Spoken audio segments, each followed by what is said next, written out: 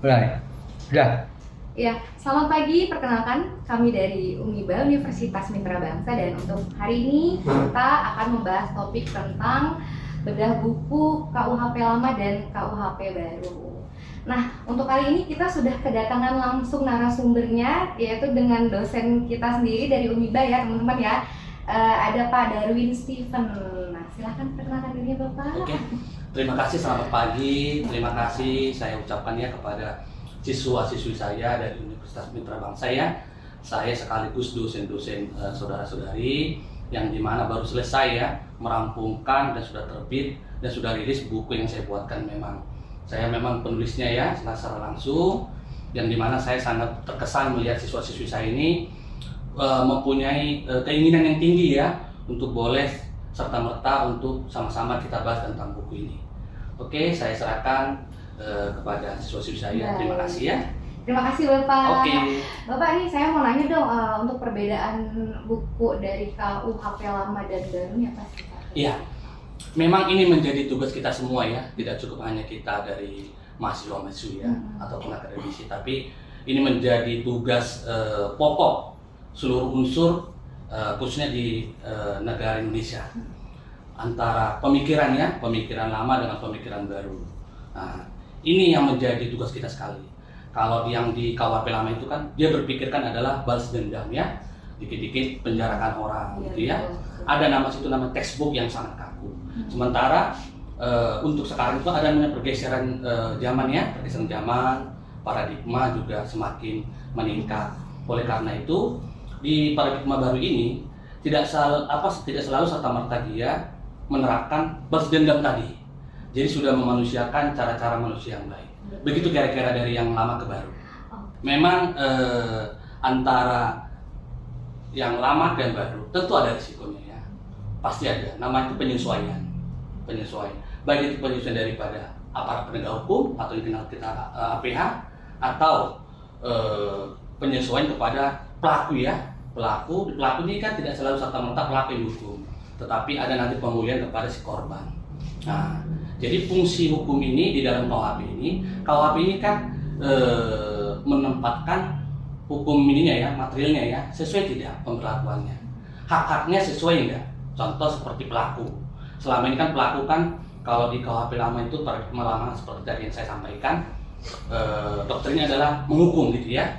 Nah, tetapi di KUHP baru ini tidak selalu serta-merta ke pelaku, si korban juga dipulihkan begitu. Jadi ini yang menjadi risiko ya penyesuaian ini. Maka di dalam selain buku saya ini juga ada saya buat ilmiah saya, implementasinya nanti kita bahas nanti di dalam ini. Nah, bagaimana namanya transisi itu perlu sosialisasi. Jadi sangat sulit. Jadi ini kan baru 2026 ya, Januari 2026. Sementara sudah disahkan tahun 2023. Artinya ada beberapa tahun dia untuk masa-masa transisinya. Jadi untuk mengenai pembahasan risiko tentu sangat banyak risikonya. Satu, risiko kesiapan kita selaku APH. Satu, risiko bagaimana kita yang masih minimnya dalam penyesuaian pendidikan. Begitu kira-kira di dalam risiko ini. Gitu. Yang kalau mengenai untuk yang hal-hal kejahatan baru yang diakomodir di KUHP baru ini ada Pak? Oke. Mengenai KUHP baru ya, ini kita konteksnya kan ada juga kaitan dengan buku saya ini ya. Nah, jadi kalau kejahatan yang diakomodir atau tidak di dalam KUHP baru ini, di sini dia lebih melengkapi. Salah satu contoh adalah restoratif justice. Itu sangat tertarik ya. Restoratif justice ini kan yang kita kenal sebelum ada KUHP baru ini kan hanya melalui daripada peraturan Polri ataupun peraturan kejagungnya ataupun kejaksaan. Jadi tidak ada secara umum, karena ini diambilnya kalau kita kan sistem hukum kita di Indonesia adalah civil law, sementara RJ-nya adalah sistem common law. Nah, jadi dengan hadirnya KUHP baru ini ada kepastian hukum untuk meletakkan posisi restoratif justice. Nah, terlepas nanti bagaimana penerapannya, tetapi di dalam KUHP baru ini sudah ada timbul namanya suatu kepastian hukum dalam suatu pelaksanaan penegakan hukum. begitu. Ya, ya. Pak, terus untuk hukum adat yang ada di daerah itu kira-kira gimana kalau menurut Ya, pendapat Bapak? menarik sekali ini di pasal 2 ya. Iya, iya. Ini sangat ini sekarang yang sedang kita seluruh Indonesia sedang pakar-pakar hukum juga sedang membahas ini ya. Iya. Bagaimana hukum yang hidup, living Ya, law ya yang kita betul. kenal di pasal 2 KUHP itu ya.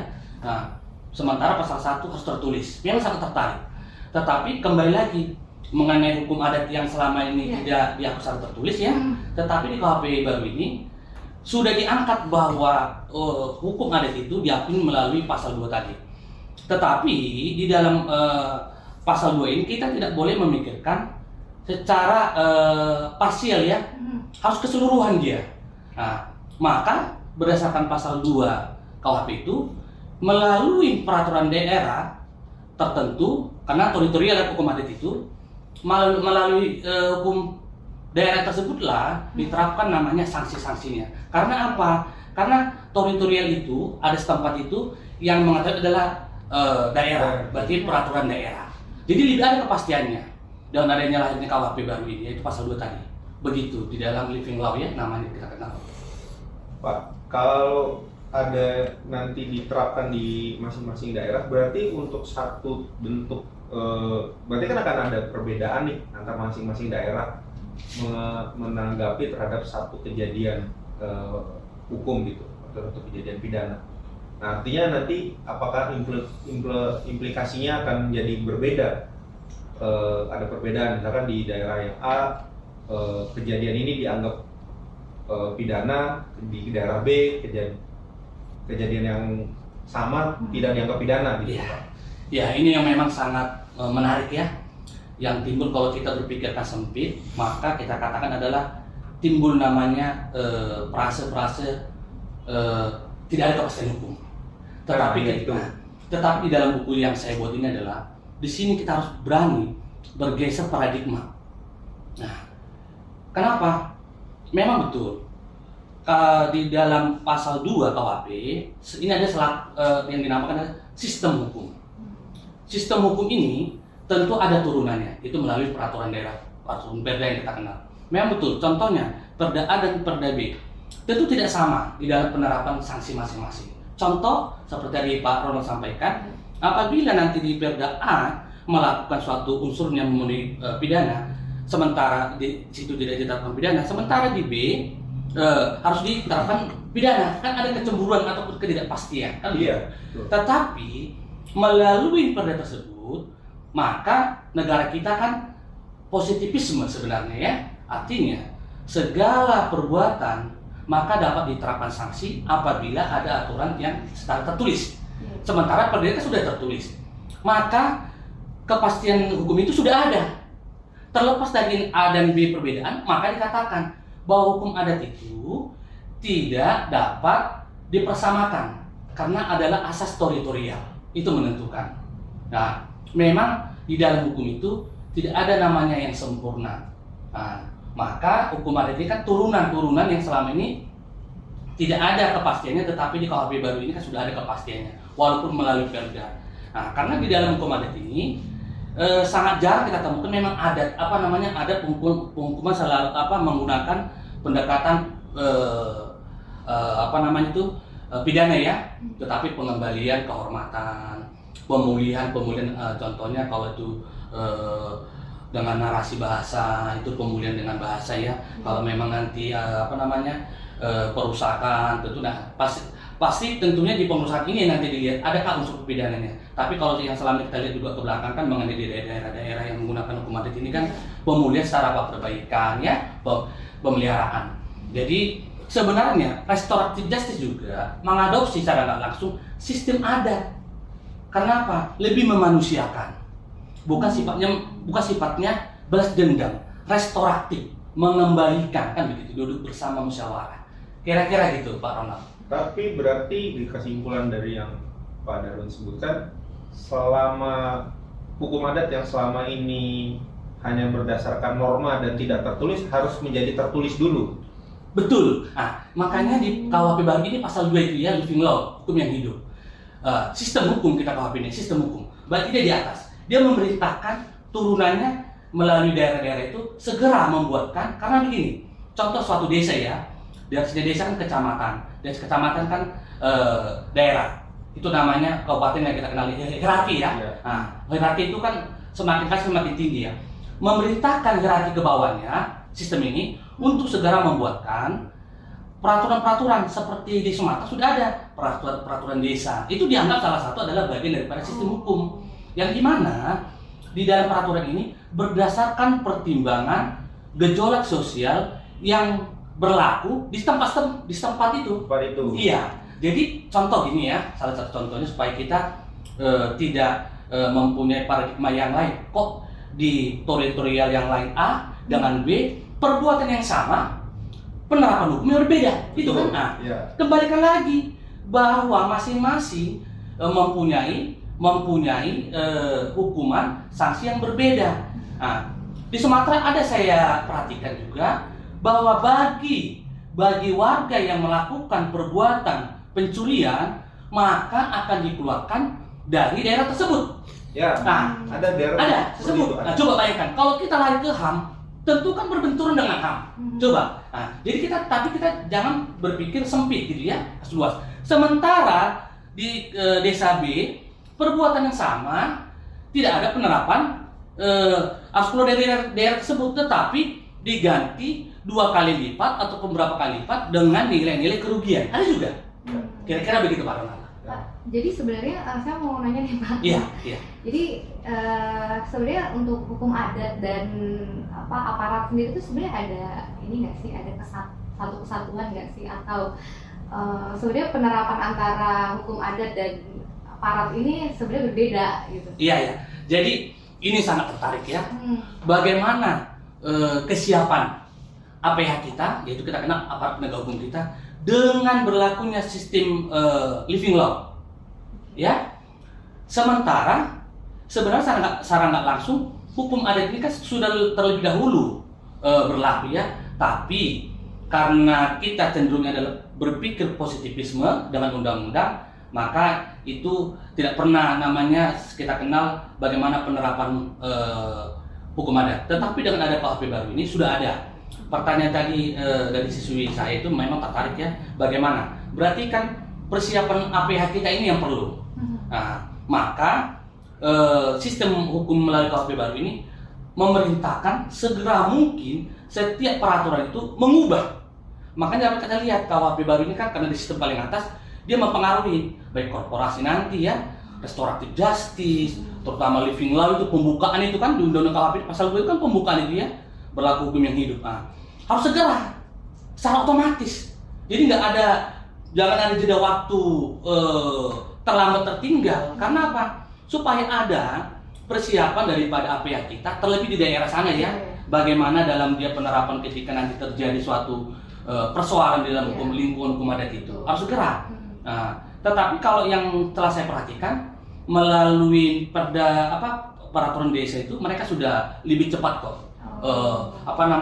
Menerapkan itu. Dan bahkan saya perhatikan di daerah Sumatera khususnya, bahkan dari teman-teman penyidik kepolisian itu juga sudah menerapkan dengan adanya pemberlakuan perdes itu tadi. Mereka lebih menghormati. Kenapa menghormati? Karena sudah ada aturan kita secara tertulis gitu loh. Jadi hanya transisi persiapan APH kita aja. Berarti makin banyak yang mesti dipelajari oleh aparat, baik itu penegak hukum ataupun pengacara, bahwa aturan itu nggak cuma ada di KUHP aja, tapi sampai ke peraturan di desanya juga. Iya, sangat. Inilah yang saya bebannya jadi lebih banyak ya? Betul. Inilah kalau bisa kalian lihat buku saya di hadapan kita ini 577 halaman. Ini masih buku yang pertama Bapak Ibu. Nah, kenapa demikian? Sangat banyak sekali. Kompleksitasnya sangat luar biasa sekali. Harus yang dimana selama ini kita menerapkan adalah textbook, hukum yang kaku, kita harus lebih lentur. Dalam konteks lentur, kita tidak lepas daripada yang kita kenal moral intelijen, moral kecerdasan. Jadi sangat dibutuhkan sekali pembenahan kepada posisi pendidikan APH tersebut. Nah, baik pengenalan kita, bayangkanlah 2023 kita disahkan ya, tetapi kita terapkan secara implementasinya tanggal 1 Januari 2026. Ada berapa tahun? Coba, 3 tahun kurang lebih toh? Kenapa 3 tahun? Sebelum 2023 tahun 80-an, Prof.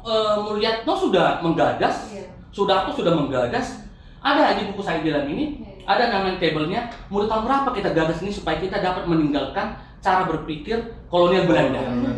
Bayangkan, lama banget ya Pak. lama sekali. Sudah disahkan, yang kita katakan gini, apabila jam 24.01 ditetapkan, sudah berlaku kan?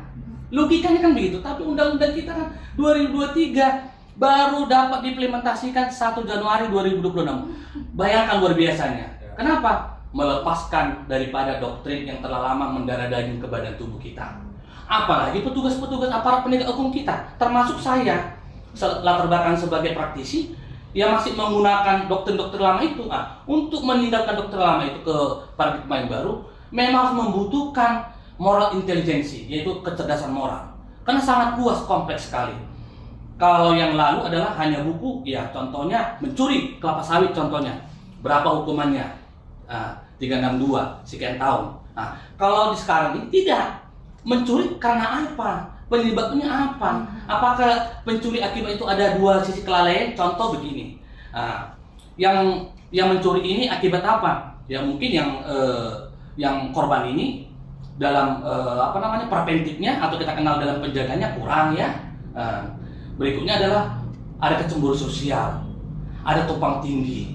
Dapat kita lihat juga Sumatera sana kan, banyaknya pengembang-pengembang yang agak sedikit tanda kutip miring ya, agak nakal gitu. Jadi terjadi dampak sosial ini berpengaruh adanya suatu peningkatan kejahatan. Di KUHP baru ini dilihat dampaknya. Sosial ada tidak dampak sosial tersebut? Makanya pemulihan itu tidak cukup hanya si pelaku atau si korban. 2 sisi. Kalau dulu kan dipulihkan korban ya, pokoknya ya pelakunya dihukum. Pokoknya dihukum aja. Namanya juga balas dendam. Kalau sekarang tidak. Dua-duanya. Memang ketika posisi kita di korban, kita tidak berterima apabila si pelaku diberikan perlindungan hukum, kan gitu. Tetapi di KUHP baru, itulah tugasnya KUHP baru. Makanya tidak cukup dengan pengetahuan yang artinya sekolah yang angkatan saya ke belakang, nggak cukup itu lagi. Kenapa? Harus ada penyesuaian lagi. Seperti yang saya tuliskan ini 577 halaman itu juga masih kurang. Kenapa? Ada perbandingan dan peningkatan dalam pengertian kita. Jadi itu Pak Ronald yang artinya yang perlu kita persiapkan, dan itu Bapak Ibu juga yang menjadi tantangan saudara-saudari. Bayangkan kakak kelas saudara yang 1 semester lalu masih menggunakan doktrin lama, sementara sekarang doktrin baru sudah diterapkan. Mereka butuh ke belakang lagi belajar lagi. Jadi bukan hanya sistem daripada APH, tetapi kita juga, termasuk saya juga, termasuk kalian juga. Begitu kira-kira Pak Ronald. Pak, beberapa yang kita pelajari di KUHP yang baru itu kan kemarin muncul tuh beberapa perdebatan tuh tentang KUHP baru, karena ada beberapa pasal yang multi tafsir Pak. Iya. Ya kan? Gimana kita menghadapi pasal-pasal yang multi tafsir tersebut, kemudian karena kan terutama dalam hal kayak kesusilaan atau penghinaan presiden gitu. Nah itu tindak pidana terhadap penistaan agama. Nah itu kan multi tafsir tuh Pak. Cukup menjadi perdebatan betul. di KUHP baru ini. Dan itu jadi sorotan juga kalau nggak salah di internasional juga cukup dipertanyakan gitu. Nah ini bagaimana ya Pak? Apakah ada batasan-batasan yang sudah ditentukan atau hal-hal yang harus kita persiapkan untuk kita warga negara juga paham batasan kita untuk membedakan seperti kritik atau seperti untuk dengan pembinaan. Ya memang pasal multi tafsir ini yang kita kenal dulu adalah ada istilahnya di KUHP lama ya. Ada istilahnya itu bahasanya itu pasal karet ya. Pasal karet. Itu tepatnya adalah perbuatan tidak menyenangkan. Betul. Soal begini. Saya nggak senang sama ibu ini. Dasar saya senang itu ukuran sangat sulit. Suka gitu Pak Ronald. Pak Ronald tidak kurang suka sama saya, tidak menyenangkan gitu ya. Sulit ya Pak ya. Jadi subjektivitasnya itu tidak bisa namanya terukur. di dalam pasal juga ada pasti ada namanya multitafsir yang sulit kita logikakan. Ya, seperti salah satu contohnya penghinaan presiden. Ya. Penghinaan presiden ini saat ini kan banyak ya medsos ataupun di muka umum kita katakan. Iya. Nah, penghinaan ini seperti apa contohnya? Kalau di dalam KUHP baru yang saya buat ini adalah memang sangat sulit ya ketika kita berpikir sempit sama luas ya. Karena kebanyakan ketika kita multitafsir, ini keegoan dalam hati seseorang individu. Seperti yang saya sampaikan itu pasal lamanya itu kalau nggak salah pasal berapa itu perbuatan menyenangkan itu kan? Ya. KUHP lama itu sulit, nggak ada ukuran yang realnya, yang pasti, yang konkretnya itu.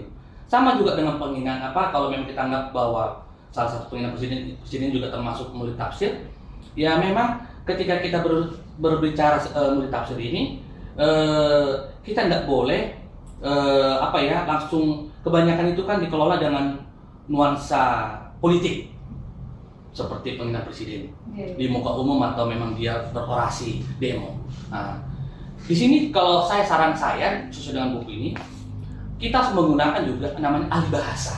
Alih bahasa. Iya, ahli bahasa. Contoh begini, turunkan presiden katanya. Contoh ya, contoh. Nah, kalau kita menggunakan subjektivitas tuh, tentu kenapa saya diturunkan kan gitu ya. Nah, tapi makna diturunkan ini apa kan banyak nih. Iya, Jadi secara hukum itu kan konteksnya adalah yang konkret ya, yang konkret. Tidak dapat dipolitisasi ya. Nah, tapi kebanyakan multitafsir ini kan digunakan oleh kepentingan. Nah, ini kepentingan ini tanda kutipnya. Apalagi kita bernuansanya adalah pejabat negara. Dihina di muka publik kan gitu. Sementara kita juga di bawah di konsep negara, bahwa negara berkewajiban untuk menghormati setiap hak individu, melindungi bahkan sih. Ya. Jadi artinya negara juga menghormati sekalipun rakyat individunya menggugat, melaporkan, nggak ada batasannya. Sepanjang apa? Seperti saya tadi katakan itu. Kalau kita gunakan multitafsir, berarti kan yang tadi saya sampaikan itu termasuk mengganggu negara. Kalau kita berpikir sempit. Nah, bergeser lagi kembali. Kalau memang dia berorasi, nah, makanya kita ukur dulu dari segi apakah multitafsir ini. Nah, jadi membutuhkan memang moral intelijen tadi ya, pengetahuan yang sangat mumpuni ya untuk bisa. Nah, tadi apa lagi tadi Pak Ronald? Selain presiden, penghinaan? Kesusilaan Pak. Nah, kesusilaan ini juga. Dan juga penistaan agama. Yang sensitif kan penistaan agama ini ya, saat sekarang ini ya banyak sekali ya, yang dimana ada sebagian kemarin juga mohon maaf ya, pejabat negara kita juga ada yang tidak utuh ya. Hanya sekarang kan ya kejahatan digitalnya luar biasa ya. Sementara memang bahasanya dikatakan kalau kita sekilas tidak menggunakan pikiran yang luas, ini salah. Sementara kita tidak melihat pendahuluan pembukaannya sama akhir, hanya dia adalah daging tengah-tengah ini jelek kan, seperti kemarin pejabat kita. Sementara kalau apabila dibuka secara utuh, ya memang tidak ada tujuannya penistaan ini. Nah, tetapi memberikan contoh berdasarkan daripada apa? Ya macam-macam dalil-dalilnya gitu ya. Nah, tapi kejahatan sekarang ini kan sangat banyak mengambil mana nih ada unsur saranya. Nah, kan gitu nih. Nah, maka oleh karena itu di dalam buku yang saya ini kan adalah sangat membutuhkan memang yang sangat pengetahuan yang kompleks ya di zaman sekarang. Contohnya begini, ketika kita bicara dengan dahulu namanya alat bukti, KUHP lama kan 5, kalau sekarang di KUHP baru ini 8. Apa 8 ini? Tambah lagi digital sekarang sebagai alat bukti, dan ini adalah bukti otentik juga termasuk. Karena apa? Sebagai pengantar kan. Nah, berikutnya adalah nambah namanya pengalaman, pengetahuan, penilaian, itulah tugasnya majelis hakim. Tambah sekarang mereka ada di 8 ini dalam alat bukti tadi. Makanya untuk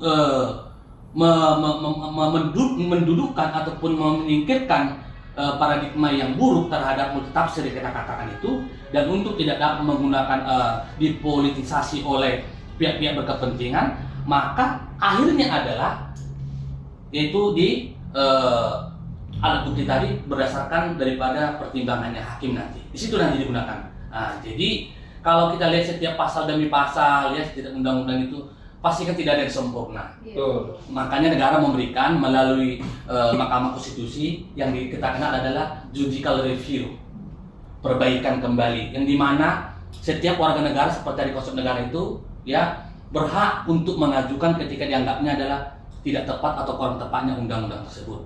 Tapi untuk saat ini, untuk menjawab pertanyaan Pak Ronald tadi, bagaimana dengan ada beberapa poin tadi mengenai multitafsir itu, maka untuk mengisi jawaban multitafsir itu, dari alat bukti sudah ada namanya kewenangan yang seluas-luasnya terhadap hakim untuk menilai dan menimbangnya. Begitu, Pak. Gimana Mas Syar? Iya. Lanjut Mas Syar. Lanjut ya. Iya. Sangat asik. Karena gini, bayangkan ya, ini kan Januari 2026 ya, Iya. diterapkan. Sementara kalian itu kan mahasiswa baru ya, Iya. mahasiswa baru saya. Tapi dengan kita udah gitu, dosen kalian juga udah langsung membuat buku ya. Nah, itu luar biasa. Artinya kita sudah dapat menyesuaikan. Betul. Bahkan kita seperti kemarin saya ya, dosen kalian itu sudah membuat melalui ilmiah bagaimana implementasinya ya dari sisi pendidikan. Makanya tidak cukup hanya APH.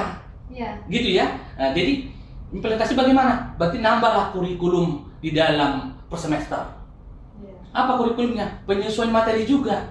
Jadi dosen-dosen juga dan kalian juga harus disesuaikan. Jadi ada dua tugas seperti tadi Ibu Marsi selaku host kita, Pak, KUHP lama seperti apa? Pak, KUHP baru seperti apa? Ada double pembelajaran kalian kan?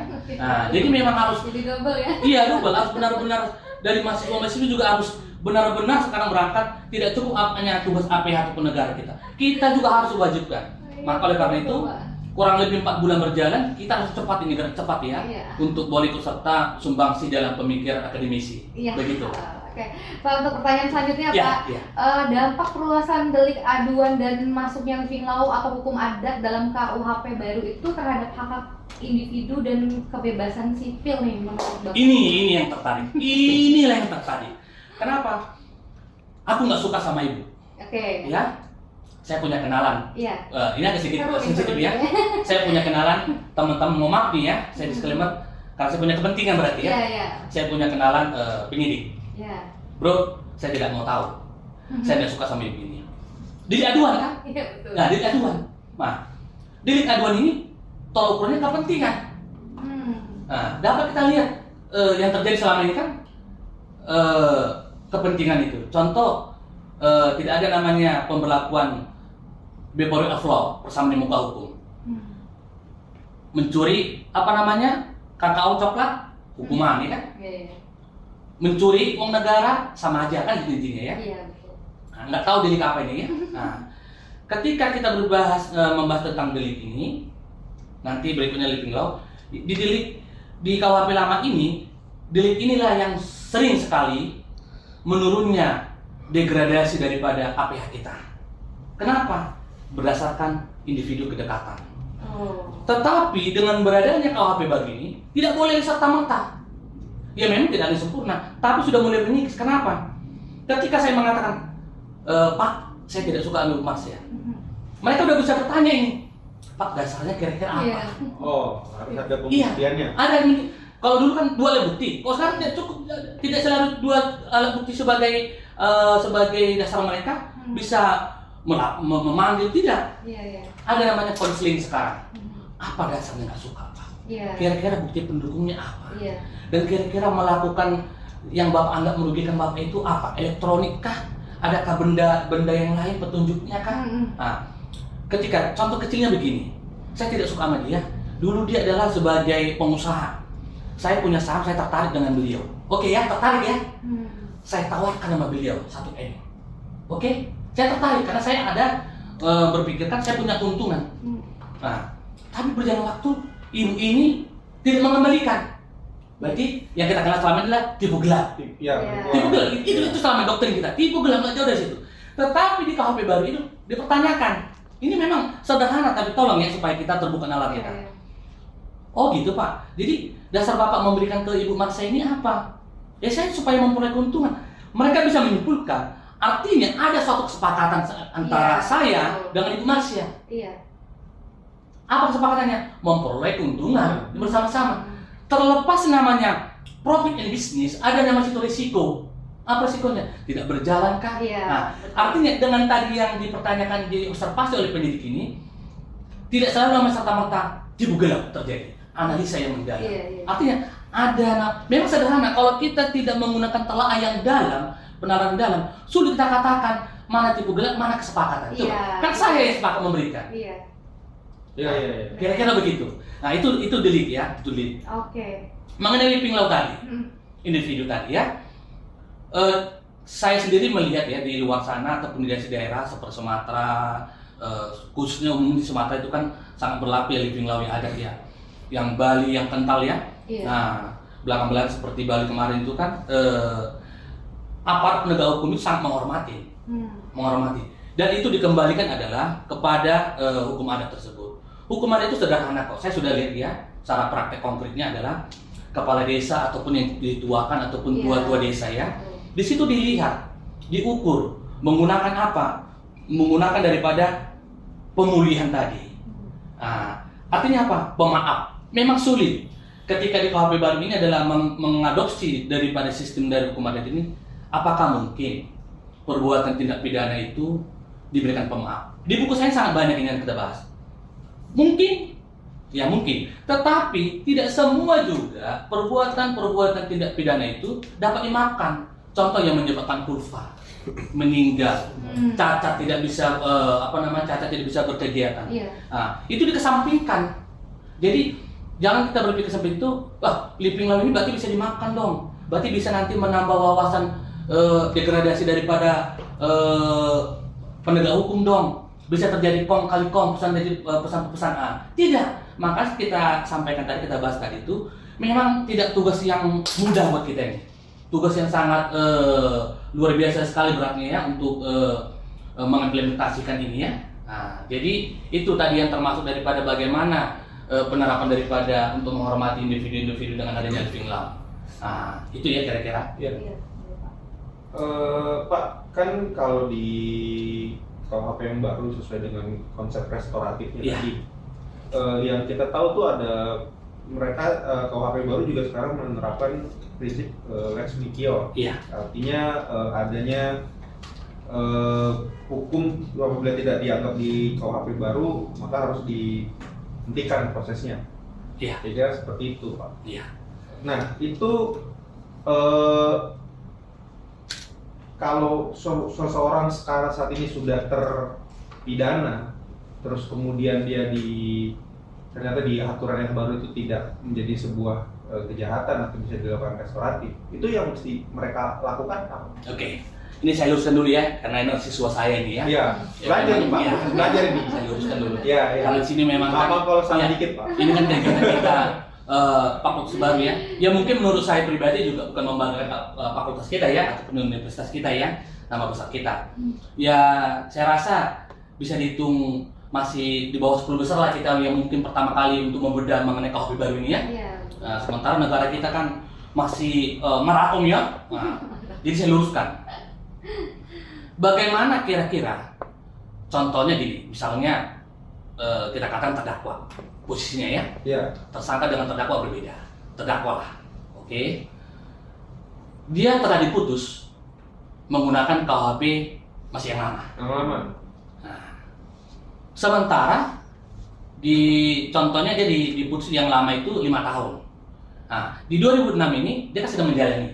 Ini contoh misalnya ya, menjalani. Di 2006 ini sudah berlaku namanya KUHP baru.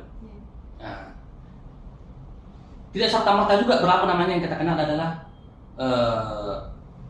berlaku surut yang menguntungkan. Ya. Nah, jadi tidak serta-merta juga yang namanya perbuatan pidana itu dapat berlaku surut. Kalaupun dia sudah diputus, tentu kan ada jeda haknya ya. Contoh banding ada waktu toh. Iya. Kasasi ada waktu, ada namanya batasan waktu. Kita katakan sudah habis masanya ini dari banding pertama, tingkat kedua, tingkat ketiga sampai kasasi. Ya. Terjadilah saat ini adalah perubahan KUHP. Ya. Dapatkah si terdakwa ini memulihkan ataupun memilih lebih baik? Kalau sepanjang menurutnya, contohnya yang lalu 5 tahun, yang sekarang 3 tahun, berarti kan sudah menguntungkan 2 tahun. Ya. Nah, Dasar hukumnya adalah melalui namanya peninjauan kembali. Peninjauan kembali. Iya, peninjauan kembali. Di dalam peninjauan kembali juga, hakim juga tidak serta-merta juga memberikan yang gimana, karena kan ini kembali lagi ya, tidak semuanya dia berlakukan namanya sifatnya berlakunya surut. Karena begini, perbuatan yang dapat dipidana, perbuatan yang dapat diterapkan sanksi adalah ketika ada undang-undang yang mengatur secara tertulis. Itu aja. Berarti kalau 5 tahun lalu, sekarang dia ada perubahan undang-undang lebih ringan, tidak serta-merta juga dia untuk memilih yang lebih ringan. Kenapa? Dilihat juga, hakim juga mempertimbangkan apa membuat menjadi boleh diberikan hak berlaku surutnya. Dasar keputusannya maksudnya. Iya, jadi melihat dari sisi kejahatan, tingkatan kejahatan. Iya, tingkat kejahatan. Itu yang perlu kita ketahui ya. Yang perlu kita perlu kita ketahui. Tingkat kejahatan itu menentukan juga apa, contoh begini. Yang namanya masuk namanya, ini udah agak masuk ke pokok perkara ya. Contohnya, yang menghilangkan namanya nyawa, sekalipun antara keluarga korban dan pelaku terjadi suatu kesepakatan, tidak serta-merta juga kesepakatan ini mentiadakan hukumannya. Itu perlu diingat. Oke. Negara berkewajiban untuk menerapkan hukum. Jadi negara yang menentukan. Ya, itu. Kembali seperti tadi, apakah berlaku Pak terdakwanya masa lalu, sementara perjalanan waktu ada di kemudian hari seperti sekarang 2006 ini tentang KUHP baru ini meringankan. Dapat, satunya dapat ya melalui namanya peninjauan kembali. Tetapi bagaimana nanti penerapan pemberiannya? Bagaimana nanti pertimbangan hakim? Begitu kira-kira Pak. Ya. Jadi tetap peninjauan kembali dimungkinkan dengan KUHP baru, walaupun sudah pernah dikasasi. Betul. Itu dasar. Dengan dasar bahwa ada perubahan bahwa di KUHP baru ini tindakan pidana tersebut lebih ringan. Iya. Itu dasarnya dulu untuk mengajukan peninjauan, Betul. untuk mengajukan PK. Iya. Ya kan Pak. Tapi apakah diputus dan disetujui atau tidak oleh hakim, nanti akan diputuskan lagi oleh hakim sesuai dengan pertimbangannya, gitu kan? Nah, contohnya gini, ini lebih tertarik lagi ya. Saya rasa harus masih semangat lah ya, harus kita ya. Banyak banget Coba. pertanyaan nih, Iya. makasih. Sebelum ini udah kita ini udah mencakup semua pertanyaan yang kalian ini kan. Seperti contoh, hukuman mati. Coba. Iya. Sekarang di KUHP baru ini kan 10 tahun contoh hukum mati. Betul. 10 tahun dia direhab, direhab. Ya. Dia dapat berubah statusnya Betul. menjadi hukuman hidup ataupun nanti bebas bersyarat. Ya. Coba bayangkan, kalau di posisi kita korban, berterima kita tidak? Berterima kasih Pak. Enggak, si korban sebagai korban tidak dong. Kecewa Hukum pasti. mati ya. Pasti kecewa. Nah, ini perbedaan sekarang, ya. Coba, contohnya diputusnya dia hukuman mati tahun 2025 ke belakang. Ya. 2026 sudah ada namanya perubahan bahwa pasal mengatur apabila si terdakwa, si narapidana dihukum mati, ya ada perubahan ini. Ketika 10 tahun dia memenuhi syarat bahwa dikatakan baik dan dapat dipulihkan, dapat mengakui kesalahannya, dapat menyatu dengan masyarakat, maka dapat direferensikan bahwa diubah hukuman mati menjadi hukuman hidup, seumur hidup ataupun yang bersyarat. Itu melalui peninjauan kembali kan atau udah otomatis berlaku Pak? Satu, nanti penilaian daripada seperti kalau contohnya Kalapas ya. Kepala pemasyarakatan nanti dipertimbangkan. Nanti di sana itu kan ada pengkajian ya. Ini seseorang ini menyadari bukan perbuatannya. Kenapa dikatakan restoratif? Ini harus kita pahami juga. Indonesia kita kan berpikirnya positivisme. Adanya KUHP baru ini untuk kita bergeser menuju kepada holistik berpikirnya. Kalau positivisme ini adalah penghukuman salah masuk. Tetapi tidak dilihat operasitas enggak di dalam lapas ini. Ya. Nah, kedua, di dalam pembinaan itu sudah sesuai belum? Coba kita lihat dulu. Kita lihat ke belakang ya, mohon maaf ya. Pengendali narkotika, pengendali kejahatan digital, pengendali pencurian saham atau segalanya dari orang dalam ini. Artinya apa tujuan daripada pembinaan? Tidak tercapai kan? Nah, di KUHP baru ini, inilah yang dua mindset ini. Makanya saya katakan tadi adalah kita tidak cukup sempit berpikirnya, harus luas. ketika kita berbicara kekurangan dan kelebihan itu pasti ada. Nah, adanya layar KUHP baru ini untuk melihat efektivitaskah kita penuh penjara, tapi orangnya malah semakin menjadi-jadi. Iya. Efektivitaskah kita menghukum orang? Karena Indonesia adalah ketuhanan yang Maha Esa di dalam Pancasila. Artinya ketuhanan Maha Esa itu tidak ada hak seseorang untuk menghukum mati sekalipun apa perbuatan yang salah kecuali yang Maha Kuasa. Itu pasal ayat 1 ya, ketuhanan Maha Esa itu. Nah, kembali ke situ lagi. Makanya filsafatnya KUHP baru ini banyak dia. Nah, karena mempertimbangkan ke situ, oke lah hukuman mati dia. Tapi kalau negara berhasil untuk mengubah dia, ada efek jerah. Tujuan hukum itu apa? Untuk membuat efek jerah. Iya. Untuk membuat orang itu berubah. Untuk orang itu mengakui kesalahannya. Untuk orang itu tidak melakukan perbuatannya kembali. Kan gitu tadi ya? Ya. Nah, kalau KUHP lama kan tidak. Coba kita lihat di luar sana. Narapidana bertobat tidak. Kebanyakan semakin menjadi-jadi. Iya, betul, Pak. Narkotika dikendalikan dari dalam. Nah. Nah, itulah sekarang itu dipersiapkan. Terlepas nanti ya, korban tidak menerima dengan kehadiran, hukuman mati diubah jadi ini. Tidak serta-merta juga tujuan pemerintah. Contoh, kayak narkotika. Kalau dia sudah berubah ya kan, kecuali hal contohnya, mohon maaf, disclaimer aja dulu. Pembunuhan yang luar biasa, berencana yang udah cinta. Itu kan kemanusiaan. Tidak serta-merta juga seperti yang saya katakan juga, berlaku surut juga tidak serta-merta juga langsung diberikan. Panjang pertimbangannya. Memang ada dasar hukum kita nanti untuk mengubahnya dari hukuman mati menjadi karena perbuatan baik selama 10 tahun menjadi seumur hidup. Ada Dasar hukumnya, tapi ada dasar hukumnya melalui pertimbangan. Jadi artinya benar-benar di dalam KUHP baru ini hukum yang menghidupi itu masuknya. Jadi tidak pertimbangannya gitu loh. Ya efektif nggak sih kita penuh penjara? Overkapasitas kita kan? Iya. Overkapasitas kita. Coba Bapak lihat kalau Bapak ke lapas-lapas ataupun rutan sana penitipan. Overkapasitas. Kedua, semakin lebih baik tidak? Buruk.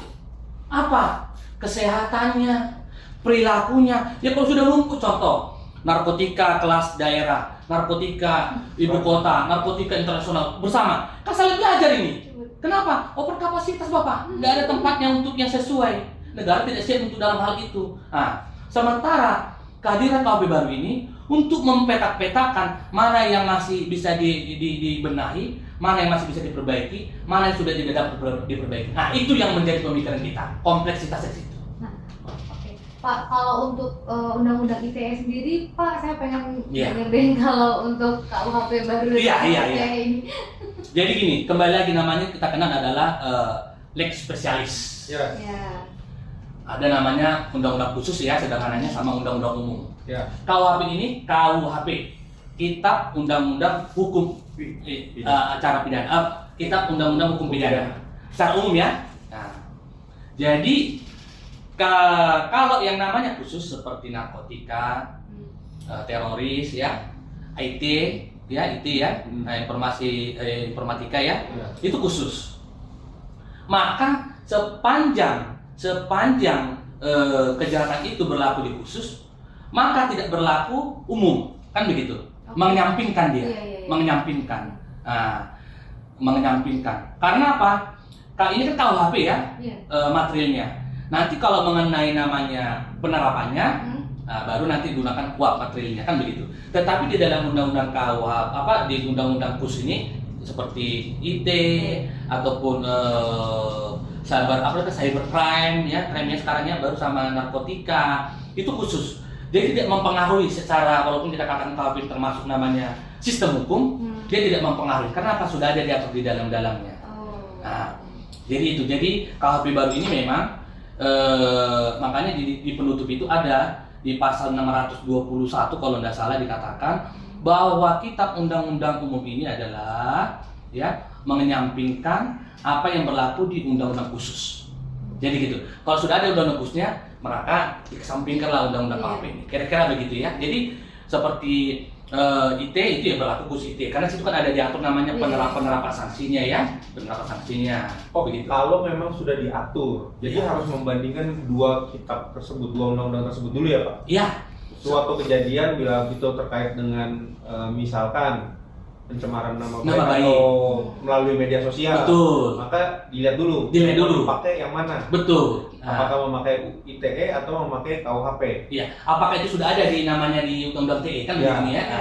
Nah, apakah sudah ada atau belum kan gitu? Kalau sudah ada di ITE, maka yang diberlakukan yang Yang harus ITE. diterapkan adalah yang ITE. Iya, begitu kira-kira ya. Nah, Oke, oke. karena tidak bisa namanya tumpang tindih ya. Iya betul Nah, Pak. makanya ada namanya umum dan khusus gitu loh. Iya betul. Oke, oke. Lanjut ya Pak. Lanjut silakan. Masih ini ya, masih semangat ya. Masih. Nah dikit lagi ya Pak. Oh, Iya. Ini terlalu semangat nih udah 1 jam lebih kan, udah kerasa ya. Bang tadi 30 menit ya kan? Ya, Pak, untuk mengenai ini Pak, kan KUHP ini juga lumayan disorot di internasional. Betul, ya? betul, betul. Ya. Nah, kan ada mengakui mengenai asas judicial, Judicare. ya, memberikan kewenangan negara untuk mengekstradisi atau menuntut pelaku kejahatan internasional. Iya. Ya kan kayak kemarin tuh ada beberapa orang yang melakukan tuntutan terhadap Perdana Menteri Israel gitu loh Pak, melaporkan ke Kabar Reskrim, Iya. Pak ya. Nah itu penerapannya gimana ya Pak? Maksudnya ini kan hal yang baru di Iya. KUHP kita nih, ya kan di KUHP lama nih pasti tidak ada. Nah itu apakah bila nanti ada mereka misalkan melakukan kunjungan ke negara kita gitu secara resmi atau penerapannya seperti apa ya Pak? Ya, jadi gini, ketika kita namanya ini adalah mengenai pembahasan tentang lintas negara, Iya. lintas negara ya. Pak, pertanyaan kan begini. Contohnya, misalnya kita warga WNI, kita melakukan perbuatan kejahatan di luar negeri ya, Iya. kita katakan negara A gitu. Nah, di dalam KUHP itu ada nama dikenal adalah locus delicti. Locus delicti. Ya, locus delicti itu di mana dilakukan suatu perbuatan tindak pidana. Nah, itu wilayah ya, itu menentukan.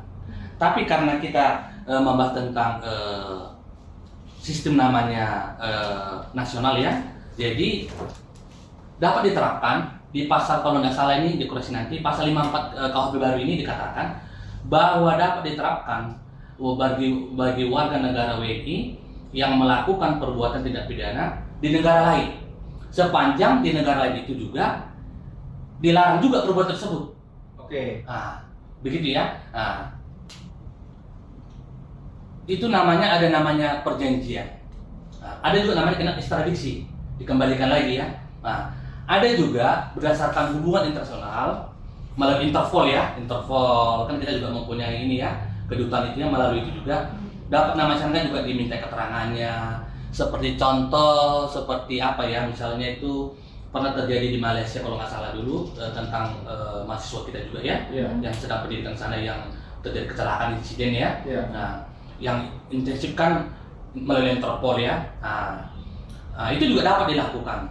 Nah, dan itu dapat diterapkan. Di KUHP baru juga diterapkan juga di pasal 54 kalau nggak salah, dikoreksi saja nanti, bahwa itu dapat diberlakukan hukum yang ada di Indonesia itu sekalipun dia locus delictinya di luar. Menjadi pertanyaan tadi adalah mungkin kalau nggak salah Pak Ronald kan, Pak bagaimana kalau contohnya kepala negara? Iya. Nah, tadi saudara menyampaikan bahwa contoh perdana apa?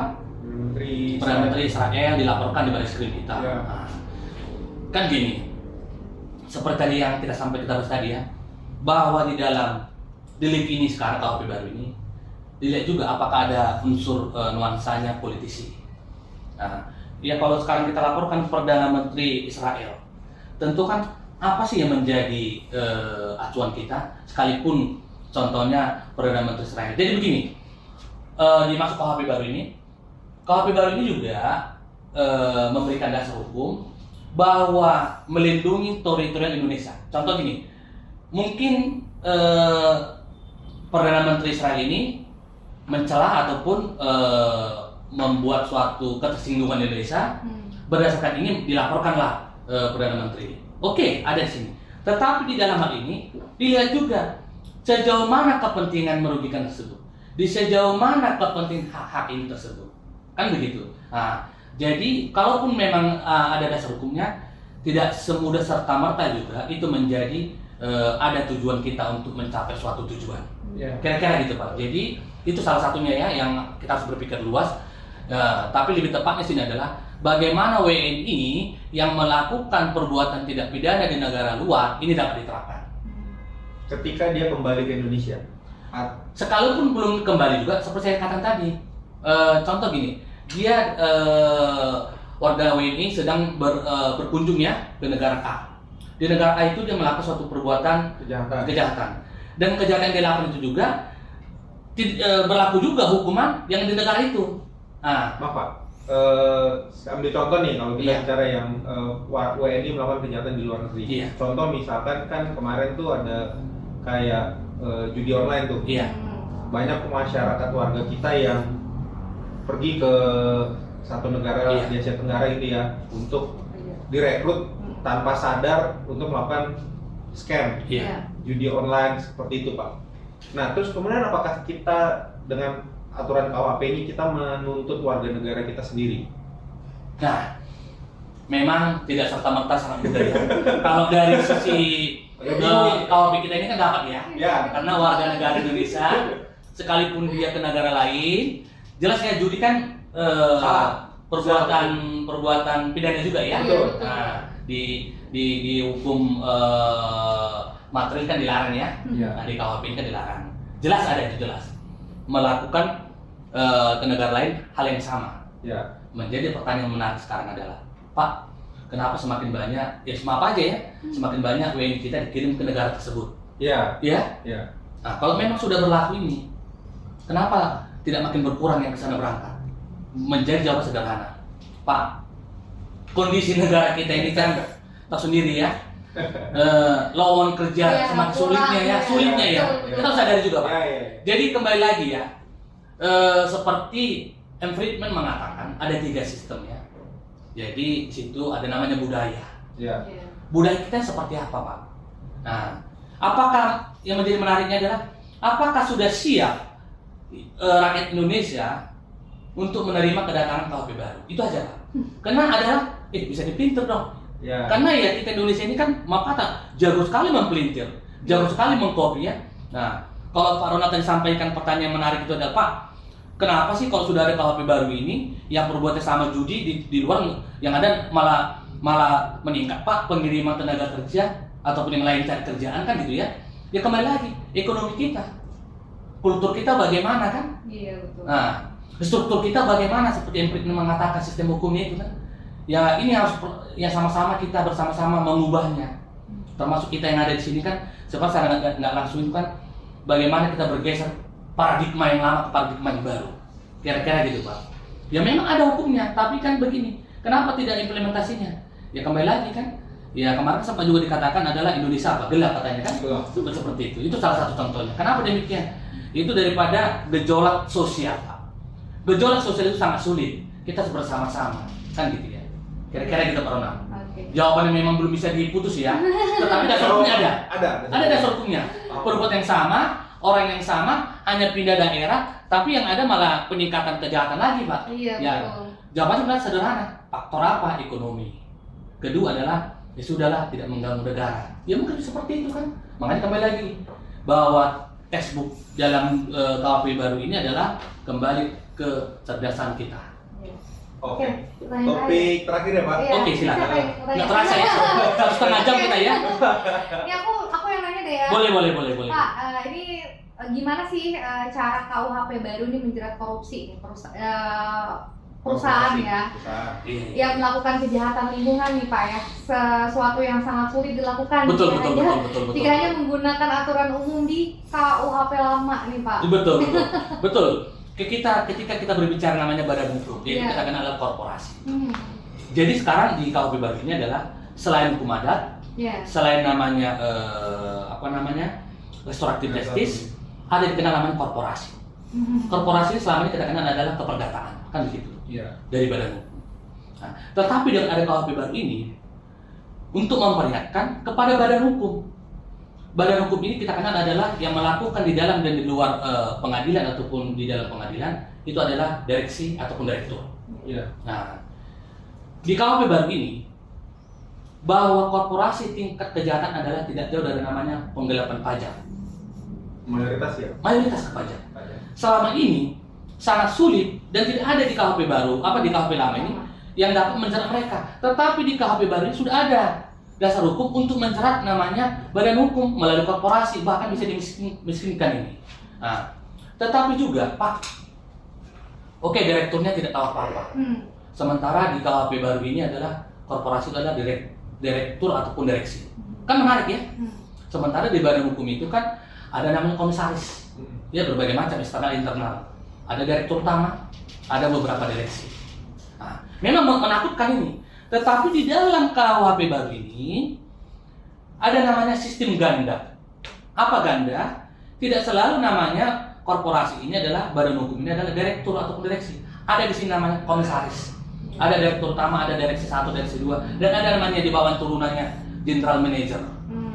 Di dalam korporasi ini lebih tepat dan lebih mendasar dan ada dasar hukumnya dapat mencegah kejahatan daripada korporasi, berbuat korporasi. Selama ini kan korporasi ini kan kita kenal adalah yang kejahatan paling tertinggi adalah pajak ya. Iya. Nah, kan sulit. Sudah pergantian ini kan. Sementara selama ini kan KUHP baru ini tidak ada celah hukum dasar hukum untuk menjerat daripada korporasi ini. Kalau di KUHP baru sudah ada, itu namanya sistem ganda. Jadi sekalipun contohnya direktur tidak mengetahui, tapi dapat membuktikan di dalam sistem ganda itu yang melakukan contohnya GM-nya ataupun manajernya, itu diterapkan korporasi. Jadi jangan berpikir sempit adalah korporasi, direktur utama pasti ke penjara. Tidak. Sistem ganda ada nanti dipelajari. Sistem ganda itu ada. Jadi tetap melalui serangkaian suatu peristiwa. Nah, serangkaian peristiwa itu nanti menentukan letak korporasi itu ke badan hukum itu tepatnya kepada siapa? Apa komisarisnya kah? Apa direktur utamanya? Apa direksinya? Apa manajernya? Nah, tentu kan ada dapat dilihat, kira-kira begitu. Berarti kalau untuk korporasi yang bicara hukuman yang akan diterapkan nggak mungkin penjara lah ya. Kepada korporasinya, tapi kepada personal di dalam korporasinya iya penjara, tapi korporasi sendiri hukumannya pasti denda. Satu denda, kedua ada penerapan namanya sistem ya, kembali lagi ya kepada moral intelijen dari pihak kita ya. Di dalam KUHP baru ini selain nanti pengganti daripada asetnya dan ada namanya pemiskinan ya, memiskinkan pelaku. Kedua adalah dimungkinkan juga untuk menutup ataupun tidak memberikan izin lanjutan. Pencabutan izin. Iya, itu harus. Nah, makanya kembali lagi, bagaimana tugas atau persiapan mentalitas daripada kita penegak hukum? Ini menjadi dasar. Di KUHP baru ini adalah yang paling utama, faktor paling mendasar adalah mentalitas aparat penegak hukum. Itu yang paling ini tugas kita bersama Pak Ronald. Begitu kira-kira. Gimana? Baik. Terima kasih. Penjelasannya Bapak sangat bisa membuka wawasan kita. Terima kasih. Semoga menjadi ini ya, bisa menjadi diskusi yang kita harus tingkatkan lagi nih karena tidak cukup ya. Ini kan baru launching 2026, kita sudah ini lebih tingkatkan lagi nanti dengan kita sudah kebetulan kan saya juga sudah melalui berbagai ilmiah ya untuk implementasi ataupun melalui kurikulum ini. Nanti kita lihat lagi ke depan bulan depan nanti bagaimana perkembangan daripada peningkatan pemahaman kita. Bukunya udah ada nih Pak? Udah di online juga sudah ada ya, sudah ada di online juga. Dan satu buku berapa nih Pak? Itu ada di online gitu ya. Ada ya. Oke. Ini Bapak saya mau nanya dong, ini buku Bapak yang keberapa sih? Ini masih yang pertama. Ini masih yang pertama ya. Masih yang pertama. Untuk ini. Ya, untuk ini. Nah, yang kedua setelah ini sudah ada yang sedang di ini ya, sedang perjalanan mau penerbitan sudah ada. Jadi lebih tajam dari sini intisarinya ya, udah ada berkaitan tentang ini juga. Tebal ya? Iya, 577 halaman begitu. Udah mencakup semua tentang KUHP yang baru. Sedasarnya sudah ya. Karena ini kan KUHP lama KUHP baru ya. Jadi memang masih tidak bisa juga kalau kita paksakan nanti bisa 1000 halaman deh ya. Iya, jadi nanti ada namanya berjenjang ya. Berjenjang di bagian-bagiannya. Jadi bagian kedua itu sudah sedang penerbitan dia. Oke, baik. Karena nanti harus kita bedakan antara living law khusus, restoratif justice nanti khusus ya, sama korporasi. Itu sedang saya buatkan. Yang sedang saya buat ini adalah restoratif justice. Nah, begitu. Cukup kita? Cukup Pak, cukup. Terima kasih banyak Bapak Darwin untuk waktunya. Mungkin next time kita bisa ngobrol lagi ya Pak ya. Oke, terima kasih ya kepada Ya. siswa-siswi saya ini yang sudah luar biasa semangatnya ingin boleh bersumbangsi melalui kita bisa diskusi ini ya. Ya, kita juga Semoga terima kasih banyak Pak. semoga topik pembahasan kita ini bisa memajukan dunia pemikir akademik kita ya. Terima kasih. Selamat siang ya. Siang, Pak. Selamat siang Pak. Terima kasih.